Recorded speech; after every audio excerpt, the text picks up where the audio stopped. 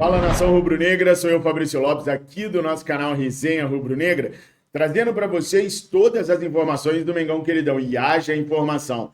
Nesse vídeo aqui nós vamos falar sobre os próximos jogos do Flamengo, pontuar alguns detalhes com vocês, pontuar também a situação do Pedro hoje perante o Flamengo e perante o futebol mundial. Também quero falar com vocês sobre a Copa do Brasil e, mais uma vez, eu vou levantar aquela dúvida que eu sempre levanto aqui sobre a importância da Copa do Brasil na temporada do Flamengo. Quero falar com vocês também sobre o terreno do gasômetro. Vocês sabem que aqui no Resenha Rubro-Negra a gente está fazendo uma cobertura ampla e completa de tudo que vai acontecer, de tudo que já aconteceu e está acontecendo com o Flamengo a respeito do terreno do gasômetro. Ontem, inclusive, nós trouxemos aqui a explicação do potencial construtivo. Muitas pessoas tinham dúvida a respeito do que seria esse potencial construtivo. Walter Monteiro, Dr. Walter Monteiro, advogado, conselheiro do Flamengo e candidato a presidente na última eleição, nos ajudou a entender com uma explicação muito boa o que seria o tal do potencial construtivo, que pode levantar até 500 milhões de reais para o Flamengo construir o seu estádio. Só que tem um detalhe: há nuances que vão aparecendo ao longo dos dias, que nós vamos tomando conhecimento e vamos trazendo para vocês acompanharem. Tem o meu WhatsApp está lotado de mensagens assim: quando que vai começar as obras? Quando que nós vamos colocar a bandeira lá? Quando que vai... Então, eu vou deixar vocês sempre atualizados de tudo que está acontecendo lá. Em contrapartida, curta, comenta e compartilha. Assim você vai estar tendo certeza que você vai estar entregando para nós o seu carinho, a sua confiança, a sua fidelidade. Além, é claro, de conferir se você não está inscrito aqui no canal, porque de vez em quando o YouTube te desinscreve, tá? Então verifica, tá inscrito? Beleza. Clicou no sininho, tá marcada a opção todas? Beleza. Então agora o que eu te peço é o seguinte: pede para o seu amigo, para sua amiga rubro-negra se inscreverem aqui no canal, para que a gente sempre chegue a mais e mais torcedores rubro-negros e sempre estejamos aqui falando a verdade. Doa quem doer, mesmo que doa em nós mesmos. Hoje vai ser um vídeo de verdades que vão doer um bocadinho também. Fiquem firmes aí. Ah, aliás, deixa eu falar um negócio para vocês. Tem muitas pessoas me pedindo para voltar com aquela música nos finais do vídeo, né? Dos vídeos que a gente faz.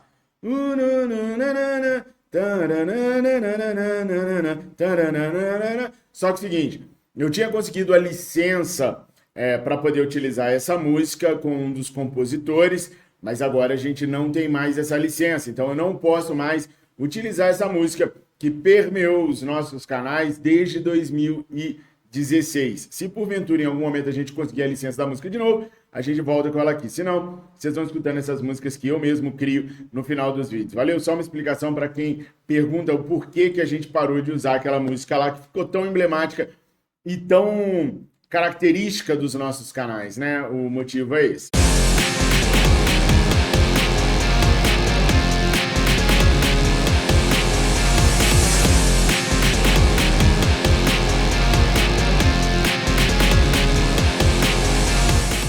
Bom, vamos falar então de Mengão.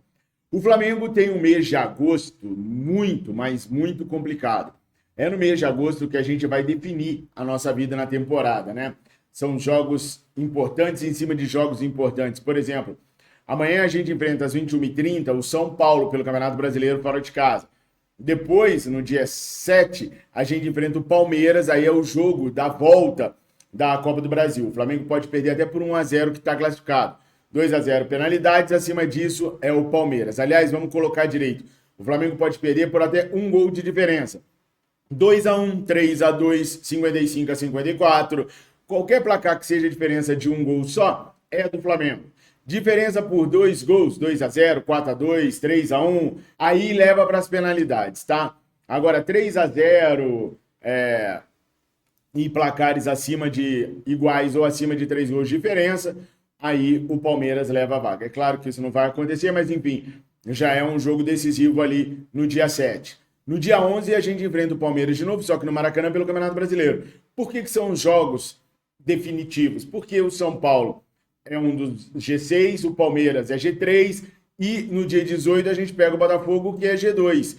Então são 3 confrontos importantíssimos no Campeonato Brasileiro que definem a ordem do Flamengo e desses clubes na tabela. Entre isso tudo aí, no dia 15, a gente tem o Bolívar, primeira partida no Maracanã. jogo de ida da fase de oitavas de final da Libertadores. No dia 22, o jogo de volta lá. E no dia 25, fechando o mês de agosto, a partida contra o Bragantino. Bom, tendo colocado tudo isso direitinho, o Flamengo vai amanhã para São Paulo sem poder contar com o seu principal jogador, com o seu principal artilheiro, que é o Pedro. E para vocês terem uma ideia do quão o Pedro é importante para o Flamengo, e poderia ser também para o Brasil, olha só, a lista de artilheiros do Maracanã e do novo Maracanã, tá? O Zico, reina absoluto com 334 gols no estádio. Roberto Dinamite vem na segunda colocação com 193. Aí temos o Romário, que jogando por Flamengo e Vasco, fez 187 gols. Luizinho Lemos, do América, fez 171 gols. Quarentinha, se não me falha a memória, do Botafogo, e o Valdo do Vasco fizeram 94 gols cada um. E o Pedro já tem 93 gols aí. Então, se o Pedro marcar mais um gol no Maracanã, ele já entra ali empatado com Quarentinha e Valdo no top 5. Fez mais um, já vai e ultrapassa esses dois gênios do futebol aí, e aí passa a correr atrás do Luizinho Lemos com 171. Aí é mais difícil. Mas olha só para vocês verem como é que os tempos eram outros, né? Luizinho Lemos jogou no América, o Ameriquinha. E olha só, 171 gols no Maracanã. É gol demais, tá? Mas o Pedro esse ano ainda, esse ano não, nos próximos 2 jogos em casa, o Pedro supera Valdo e Quarentinha e se torna isolado o 5º maior artilheiro do Maracanã. Agora, e o novo Maracanã? O que é esse conceito do novo Maracanã, gente? O conceito do novo Maracanã é depois da reforma, que descaracterizou totalmente o Maracanã por dentro. Eu ia muito no Maracanã antigo, no Maracanã novo. Se eu fui 1 ou 2 vezes foi muito, tá? Mas no Maracanã antigo eu ia demais. E aí, ó, no novo Maracanã, o Pedro tem 78 gols, seguido pelo Gabriel Barbosa, o Gabigol com 77, seguidos pelo Bruno Henrique com 53. Ou seja, na era novo Maracanã, não tem ninguém perto dos artilheiros do Flamengo. O Flamengo domina geralzaço, né, os artilheiros do novo Maracanã. E aí eu mostro para vocês a importância do Pedro no futebol brasileiro e poderia ser até no futebol mundial se os treinadores da seleção brasileira, vamos falar direitinho, se o Dorival Júnior não fosse tão cabeçudo e tivesse deixado o Pedro de fora de uma Copa América e das convocações que ele está fazendo. Não que eu esteja reclamando disso. Para nós, torcedores rubro-negros, é até bom. Quanto menos esses caras forem lembrados na seleção, melhor para a gente, que eles ficam descansando, ficam tranquilos, atuando apenas pelo Flamengo. Mas chega a ser uma injustiça monstruosa com o jogador, porque todo atleta sonha em jogar na seleção, sonha em defender o seu país. E eu tenho certeza que essa é uma das frustrações do Pedro, e uma frustração justificada, porque não tem nenhum brasileiro melhor do que ele, marcando mais gols que ele. Aliás, o Pedro, na temporada 23-24, é o maior artilheiro do mundo, não tem ninguém sequer perto dele em número de gols. Ele já marcou 31 gols, né, na temporada, faltando 4 para ele atingir sua melhor marca na carreira, que foi a do ano passado com 35 gols. Ou seja, esse ano ele deve superar e muito o número de gols marcados, e a seleção até agora ainda não sorriu para o garoto. Para mim, uma injustiça, grata injustiça, mas para o Pedro deve ser frustrante.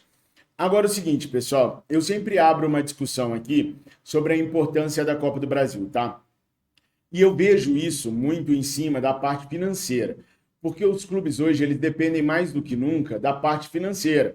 Se o Campeonato Brasileiro paga de 43 a 44 milhões para o campeão, a Copa do Brasil quase chega a 100 milhões.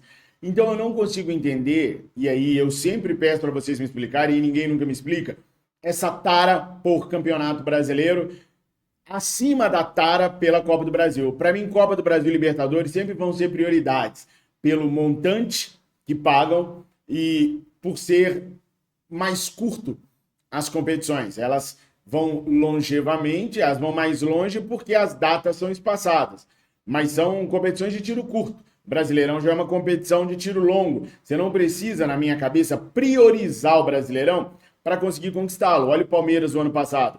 Ninguém dava que o Palmeiras ganharia o Campeonato Brasileiro no ano passado. O Botafogo foi perdendo, foi empatando, foi perdendo, foi empatando. O Flamengo foi dando mole, o Palmeiras foi lá e ganhou. Assim como o Flamengo em 2009 também. Ninguém apostava no Flamengo em 2009. O Flamengo foi indo, de repente veio. Assim como foi o Flamengo naquele Campeonato Brasileiro 2021, pessoal, que é o 2020, que a gente ganhou com o Rogério Ceni, vendo no celular na última rodada. Então, assim, o Campeonato Brasileiro, ele é mais cheio de possibilidades por ser mais longo. Mas se tiver que priorizar uma competição, do meu ponto de vista, priorizaria-se sempre Libertadores e Copa do Brasil, na minha humilde opinião. E aí eu volto a perguntar para vocês concordam ou não? Ah, não, eu não concordo porque o Palmeiras está disparando na frente e a gente precisa pegar o Palmeiras. Não, tudo bem, então vamos olhar pelo lado da Copa do Brasil também. Nós não somos a equipe que mais venceu na Copa do Brasil, não. Dá uma olhadinha só os times os maiores campeões da Copa do Brasil. O Cruzeiro tem 6 títulos e 2 vice-campeonatos. O Grêmio tem 5 e 4 vice-campeonatos. E o Flamengo tem 4 títulos e 4 vice-campeonatos. O Flamengo é a equipe que mais chegou em finais, né? São 8 finais de competição, vencendo 4, perdendo 4. Depois tem o Palmeiras, com 4 títulos e um vice-campeonato. O Corinthians vem na 5ª colocação, com 3 campeonatos e 4 vices. Depois a gente tem aí o Atlético Mineiro, com 2 campeonatos e um vice. Depois a gente tem o Internacional de Porto Alegre, com um campeonato e 2 vices. O Fluminense também com um campeonato e 2 vices, assim como o Atlético Paranaense. Fechando o top 10, a gente tem o Sport com um campeonato e um vice-campeonato. E o faturamento da Copa do Brasil tem sido fundamental na reestruturação e na manutenção de um Flamengo mais saudável. Quer ver só? O Flamengo de 2014 para 2023, o Flamengo foi o time que mais ganhou financeiramente com a Copa do Brasil. Foram 174 milhões e 800 mil reais. O São Paulo vem na 2ª colocação com 143,8. O Atlético do Paraná com 137,2 na 3ª colocação. E aí vem o Palmeiras com 117,9. Isso mostra o quanto que o Atlético do Paraná, por exemplo, privilegiou essa competição. Deu bastante vazão a essa competição, arrecadando a grana que arrecadou. É por isso também, claro, que a gente tem um CT do Caju tão moderno, que a gente tem um Atlético Paranaense saneado financeiramente, porque privilegia essa competição. Depois nós temos o Cruzeiro com 116,4, o Corinthians com 114,6, o Atlético Mineiro com 109,9, o Grêmio com 100,2, o Internacional com 61,99 e o Fluminense lá no finalzinho do top 10 com apenas 57,2. O Flamengo foi semifinalista em 2018 e 2021, venceu em 2022 e foi vice no ano passado e em 2017. São 4 títulos do Flamengo contra 5 títulos do Grêmio e 6 do Cruzeiro. Tá na hora da gente pegar esse pentacampeonato da Copa do Brasil, igualar com o Grêmio, para no ano que vem a gente passar o Cruzeiro. O Cruzeiro que vem se reestruturando muito bem. Temos que aproveitar enquanto os caras ainda não são competitivamente iguais a nós, porque esse é o último ano do Cruzeiro na rabeira como tá. Quando eu digo na rabeira de campeonatos grandes, assim, porque agora mesmo, Matheus Pereira já tá jogando demais, o Wallace está se encaixando na equipe, tem o Caio Jorge que chegou também, aos poucos vai se encaixando, ou seja, o Pedrinho Lourenço já está encaixando aquele Cruzeiro para voltar a disputar títulos. Creio que não será esse ano ainda, mas a partir do ano que vem a gente já deve ter um Cruzeiro muito mais forte do que a gente teve agora. Então tem que aproveitar e ganhar essa Copa do Brasil, ganhar do ano que vem, igualá-los para a gente começar a medir forças e sermos hegemônicos também na Copa do Brasil. Ou vocês acham que não tem nada a ver, que a Copa do Brasil é de segundo plano, é de segundo nível e não nos interessa? Comentem aí que eu quero saber a opinião de vocês. E agora é o seguinte, pessoal. Bora falar sobre o estádio do Flamengo, tá? Vocês sabem, vocês acompanharam aqui conosco, essa semana foi uma semana histórica, a gente teve lá a votação para o Landim poder comprar o terreno do gasômetro, o Landim foi lá na quarta-feira e comprou. Mas pode acontecer da posse do terreno não acontecer tão breve quanto a gente estava imaginando, tá, pessoal? Era no máximo aí estourando um mês e meio para o Flamengo poder tomar posse, talvez até menos. Só que tem um problema, a Caixa Econômica Federal entrou na justiça contra o valor mínimo do terreno, tá? O valor mínimo do terreno que o Flamengo arrecadou, que o Flamengo arrematou, foi de 138 milhões e 195 mil reais, beleza? Daqui a 5 dias, o Flamengo vai fazer o depósito desse dinheiro numa conta indicada pela prefeitura. Como há a entrada em juízo da Caixa Econômica Federal, esse dinheiro vai ser depositado sob júdice, em juízo, tá? Se a Caixa aceitar esse valor, entrega a chave do portão e deixa o Flamengo tomar posse. Se a Caixa não concordar com o valor, o processo vai seguir e aí a gente vai ter um pouco mais de trabalho para poder assumir o terreno do gasômetro, tá? Nas palavras do prefeito Eduardo Paes, há uma contestação pela Caixa. O valor será depositado judicialmente e a gente espera que a Justiça permita a emissão da posse e a Prefeitura fará a transferência para o Flamengo. A próxima etapa é a emissão da posse para o Flamengo poder ocupar o terreno. Então vamos lá. O Flamengo fez o depósito daqui a 5 dias. A Caixa não aceitou os 138, a Justiça vai determinar se o Flamengo toma posse ou não. Aí a Justiça vai lá e determina, o Flamengo vai tomar posse. Beleza. O Flamengo vai lá e toma posse do terreno. Passa 2, 3 dias, a Caixa vai lá e entra com uma liminar que o Flamengo não pode impostar, tomar posse do terreno. Aí toma o terreno do Flamengo de novo. Aí o Flamengo vai lá e derruba a liminar da Caixa Confederal. Aí volta a posse do terreno de novo. Ou seja, aquelas garantias jurídicas que vários advogados vieram defender, que não tinha problema, que a desapropriação tá assim, não tem nada disso, tá? A insegurança continua assim, teremos muitos capítulos disso daí sim. O que vai valer agora é uma parte de negociação, primeiro, do prefeito com a Caixa Econômica Federal, convencendo os casos que não, vai para a Justiça, faz lá o pedido de aumento e tudo mais, mas deixa o Flamengo tomar posse. Se diplomaticamente o prefeito conseguir convencer a Caixa desse processo, a Caixa pega os 138 milhões, continua contestando o valor na Justiça, mas não atrapalha o Flamengo com seus planos. Nesse momento, o Landim pode entrar também, conversando com o presidente da Caixa, o Carlos Vieira, para viabilizar a situação desse jeito. Talvez se o Landim der uma garantia de que, olha, se vocês ganharem na Justiça, nós vamos pagar a vocês a diferença. Vai lá, luta, mas deixa a gente trabalhando. Talvez se o Landim conversar assim, o presidente da Caixa vai lá e não faça muita obstrução à situação, tá?